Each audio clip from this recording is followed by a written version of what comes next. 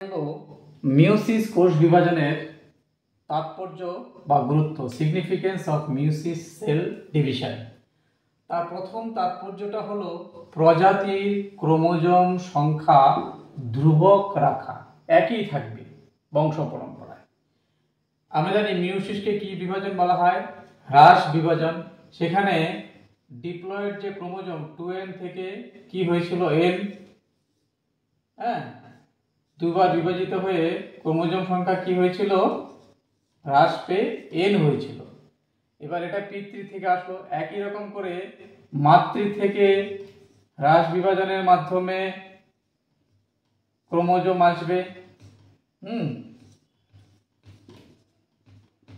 এবং এই ক্রোমোজোমের মিলনের ফলে পুনরায় কি হবে? 2n ডিপ্লয়েড ক্রোমোজোম তৈরি হয়। তাহলে এই হ্রাস বিভাজন যদি না ঘটতো তাহলে ক্রোমোজোম সংখ্যা কি হয়ে যেত? 2n থেকে 4n, 4n থেকে 8n and so on। বুঝতে পেরেছি? তাহলে প্রথম গুরুত্ব হলো যে কোনো প্রজাতির ক্রোমোজোম সংখ্যা ধ্রুবক রাখা। মিওসিস কোষ বিভাজন না হলে কিন্তু একটা প্রজাতির থেকে অন্য প্রজাতি তৈরি হয়ে যেত ঝট করে, মুহূর্তের মধ্যে, মানে নিষেক প্রক্রিয়ার মাধ্যমে। সেটা ক্রোমোজোমগুলো দ্বিগুণ বা 3 গুণ, এইভাবে করে ক্রমান্বয়ে বৃদ্ধি পেত, যেটা সম্ভব নয়। তাহলে প্রজাতি, বলুন তো, মানুষ, তার থেকে হয়ে যেত ফানুস, অনেক কিছু হয়ে যেত আর কি। ঠিক আছে? তাহলে এটা মনে রাখবে, প্রথম বৈশিষ্ট্য হলো প্রজাতির ক্রোমোজোম সংখ্যা ধ্রুবক রাখা। 2 নম্বর বৈশিষ্ট্য হলো ক্রোমাটিডের খণ্ড বিনিময়। মিওসিস প্রক্রিয়ায় যে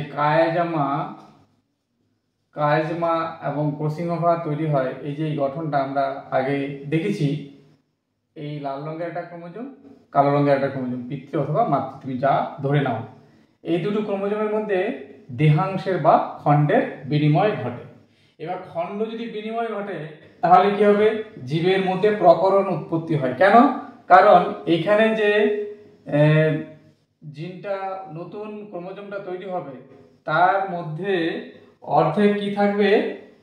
এটার মধ্যে থাকবে অর্ধেক লাল লাগানো, অর্থাৎ এই ক্রোমোজোমটা নতুন করে সজ্জারীতি লাভ করলো। এর ফলে প্রজাতির মধ্যে ভেদ বা প্রকরণ তৈরি হয়, এবং যে অপত্য জীবটি তৈরি হবে সে অপেক্ষাকৃত উন্নত মানের হবে। ঠিক আছে? এবং সহজে পরিবর্তিত পরিবেশে খাপ খাইয়ে বা মানিয়ে নিতে পারে। এটাকে বলছে জীবের মধ্যে প্রকরণ উৎপত্তি, যা জীবের বিবর্তনে বা অভিব্যক্তিতে সহায়ক হয়। নেক্সট হলো গ্যামেট উৎপাদন। জনন মাতৃকোষে এই মিওসিস কোষ বিভাজনের মাধ্যমে কিন্তু গ্যামেট তৈরি হয়। তাছাড়া নাম্বার 5 আমরা বলতে পারি জনুক্রম। বিশেষ করে উদ্ভিদের ক্ষেত্রে হ্যাপ্লয়েড এবং 2n এবং n দশার যে আবর্তন, পর্যায়ক্রমিক আবর্তন, তাকে বলা হয় জনুক্রম। এই জনুক্রমে কিন্তু এই যে n বা হ্যাপ্লয়েড যে তৈরি দশাটা আসছে, সেটাকেই বলছে জনুক্রম। এবার এই জনুক্রমটা আসার মেন কারণ হলো এই n দশাটা যে আসলো, সেটা হলো মিওসিসের ফলে হচ্ছে। তাহলে এই ছিল আজকের ক্লাস।